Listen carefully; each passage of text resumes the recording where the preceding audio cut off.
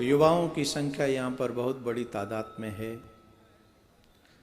युवाओं को अपने जीवन में जीने के लिए बहुत सारी चीज़ों का अनुभव बड़ों से प्राप्त करना चाहिए।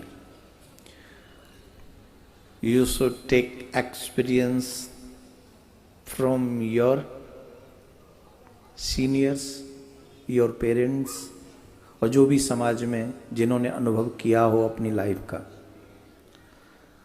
आज के युग में बहुत सारी चीज़ें हम लोग सिर्फ देखकर अच्छा और बुरे का निर्णय करते हैं। कई बार ऐसा होता है कि आंखों से देखा हुआ भी सच नहीं होता। युवाओं को इसलिए बताना जरूरी है कि आपके आगे जिंदगी बहुत बड़ी है और उस जीवन को सुंदर बनाने के लिए जितना जल्दी एक्सपीरियंस बड़ों से हमें कुछ मिल जाए वो हमें जीवन जीने में मदद करता है, सहयोग करता है। परंतु कई बार ऐसा होता है कि आजकल के युवाओं को आप देखो, वो बड़ों के साथ नहीं बैठते हैं? बोलो। वो अपने मोबाइल के साथ बैठते हैं, अपने फ्रेंड्स के साथ बैठते हैं मोस्टली। मैं गारंटी से कहता हूं, आप मेरी बात से डिसएग्री नहीं हो सकते। मोस्टली युवा अपने मोबाइल और अपने फ्रेंड्स के साथ बैठता है। दादी, दादा, नानी, नाना जो हमारे सीनियर हैं उनके साथ बैठने में हमारी दिलचस्पी नहीं है।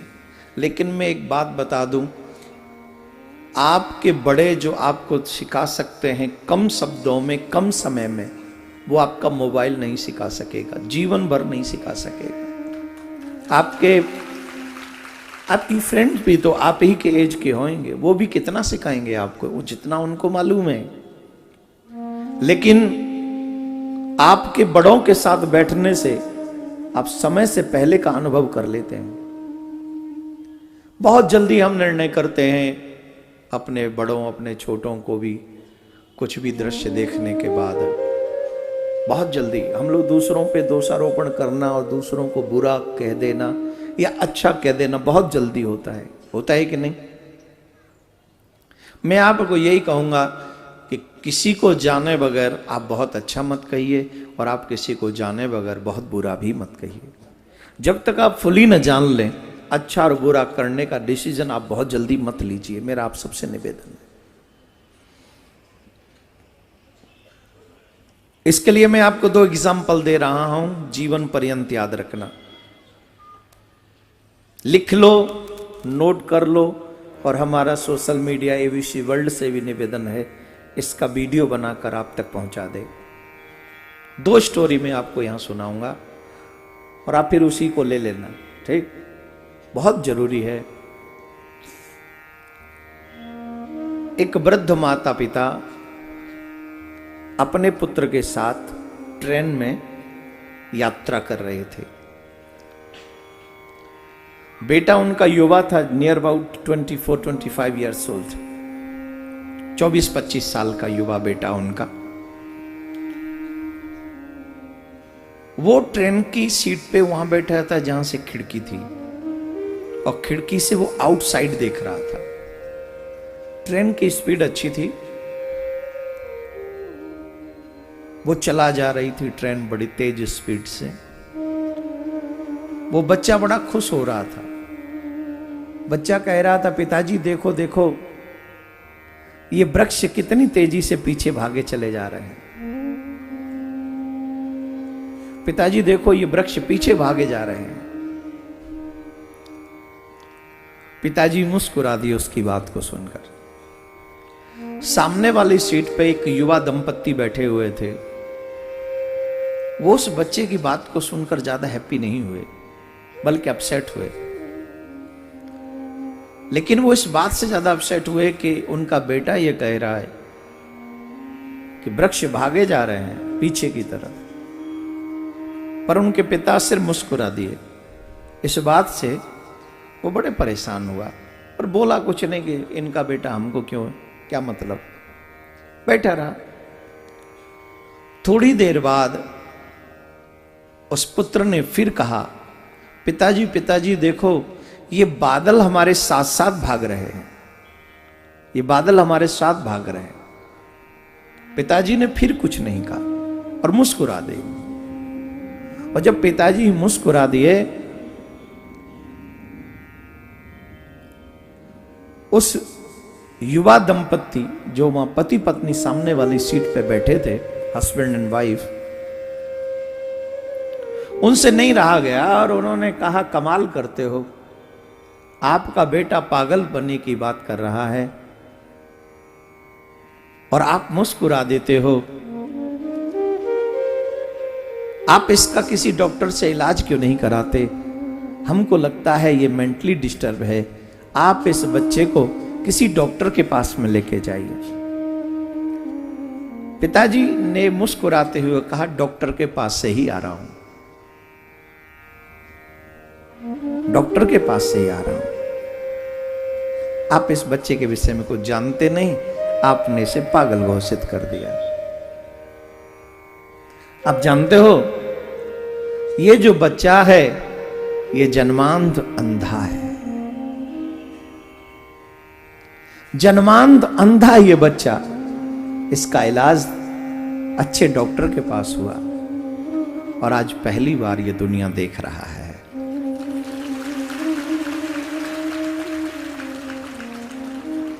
जन्म से इसने दुनिया को नहीं देखा, आज पहली बार इसने दुनिया देखी है।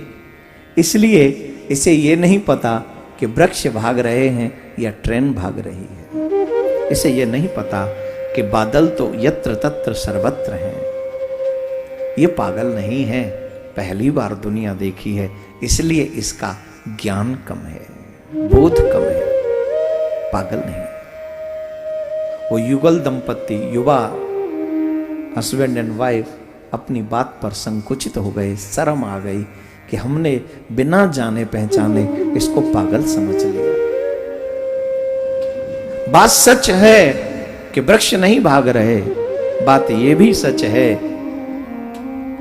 कि बादल नहीं भाग रहे, पर बात यह भी सच है कि वो जो युवा दंपत्ति है वो नहीं जानते कि बच्चे का दर्द क्या है, अधूरा ज्ञान है उसे। इसलिए बहुत जल्दी किसी के विषय में जाने बगैर आप अपनी विचारधारा बना लें, वो गलत है, पहली बात। दूसरी एक और स्टोरी मैं आपको सुनाता हूं, उसके बाद कथा को प्रारंभ करेंगे। बहुत अच्छी स्टोरी है। एक शिप, बहुत बड़ा जहाज समुद्र में तैर रहा है, समुद्र में जा रहा है।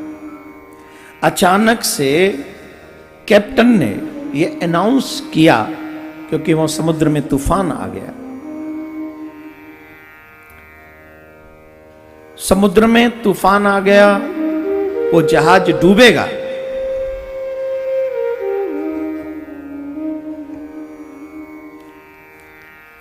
कॉलेज में प्रोफेसर ये कहानी सुना रहा है। प्रोफेसर स्टूडेंट्स के सामने क्लास में ये बात कहानी सुना रहा है। बच्चों जरा ध्यान से सुनो, मैं तुम्हें एक स्टोरी सुनाता हूं, उसका आंसर बीच में तुमको देना है। बोले जी सर। बोले समुद्र में एक बहुत बड़ा शिप, समुद्र में तूफान आया। तूफान आया तो कैप्टन ने कहा कि समुद्र में ये जहाज डूबने वाला है, जितना जल्दी हो सके बचने का प्रयास करें। और जो बहुत बड़ा शिप होता है उसी में आप ध्यान देंगे कि बोट होती, नाव होती, लाइफ बोट जिसको कहते हैं, उनको छोड़ दिया जाता है, लोग कूद कूद के उसमें चले जाते हैं तो बच जाते हैं भाग्यशाली लोग। तो वो लाइफ बोट खोल दी गई और कैप्टन ने कहा कि जितना जल्दी हो सके उसमें सवार हो जाओ। सारी नाव चली गई, उसमें एक युवा दंपत्ति थे। युवा दंपत्ति थे उस जहाज में। आखिरी बोट में उनको अवसर मिला जाने का, लेकिन आखिरी बोट में भी एक व्यक्ति के ही जाने की जगह थी, सिर्फ ओनली वन।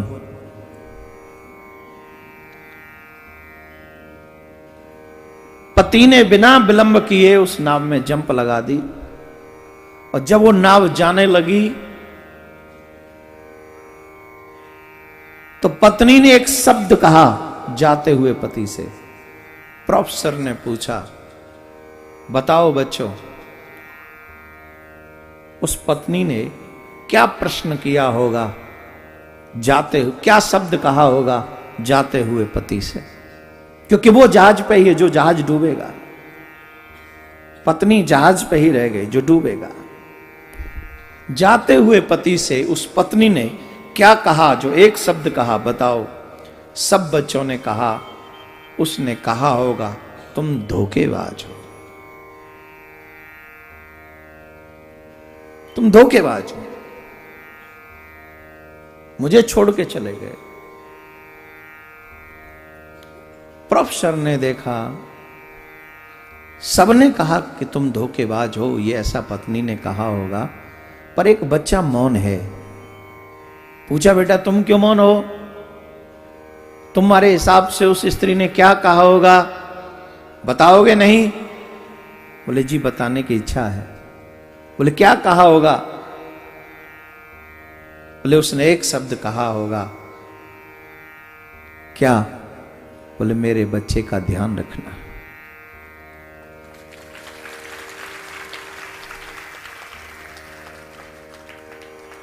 जाते हुए पति से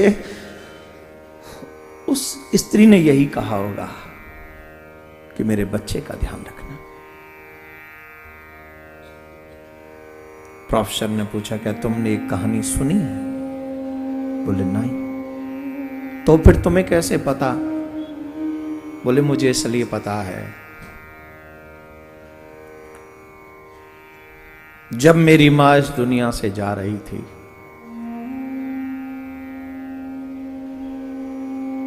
तो मेरा हाथ पकड़ के मेरे पिता के हाथ में देते हुए बोली, मेरे जाने के बाद मेरे इस बच्चे का ध्यान रखना। स्त्री के लिए औलाद से बढ़कर कुछ नहीं होता, कुछ भी नहीं। उसने यही कहा होगा।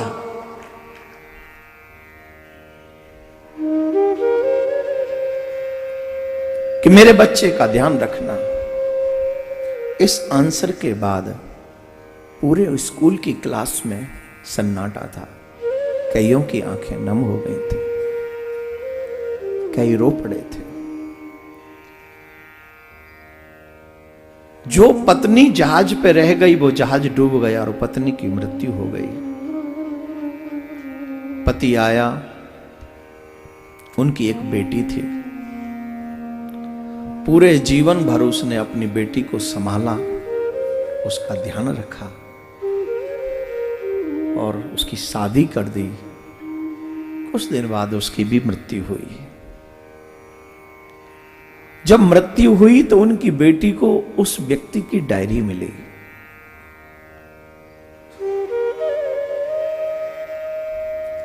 और उस डायरी में उसने सारा चैप्टर लिखा। उस डायरी में उस दिन का जिक्र भी था।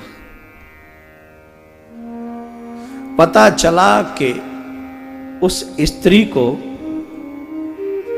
जानलेवा बीमारी थी, जो समुद्र में जहाज में डूब गई।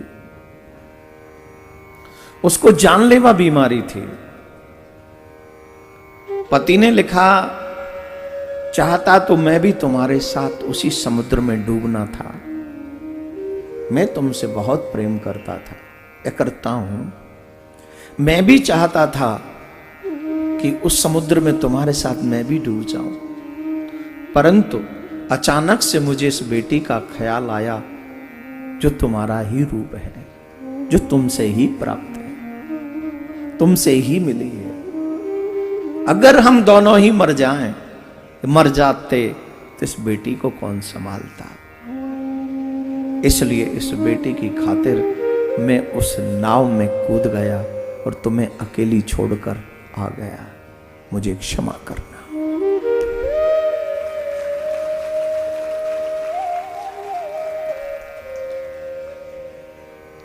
उसे पढ़कर उसकी बेटी कितना रोई होगी तो आप सब जानते हैं।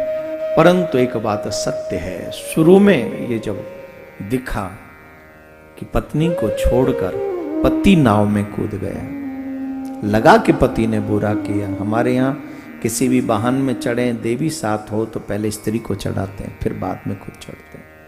पर वो बीमार तो थी ही, उसे तो जाना था ही, लेकिन उस बेटी की खातिर उसने उस नाव में सवारी की। अब गलत यहां पति नहीं था और गलत वहां पर वो बच्चा भी नहीं था। इन दोनों स्टोरियों से एक बात पता चलती है कि शुरुआत में दिखने वाले गलत पूरी सच्चाई जानने के बाद में वही प्यारे लगते हैं। तो जल्दबाजी में लिया हुआ कोई भी निर्णय, कोई फैसला कि ये गलत है, ये सही है, आपको बाद में दुखी कर सकता है। इसलिए युवाओं से मेरा आग्रह है, सोच समझ के अपने जिंदगी के कई फैसले लिया करिए।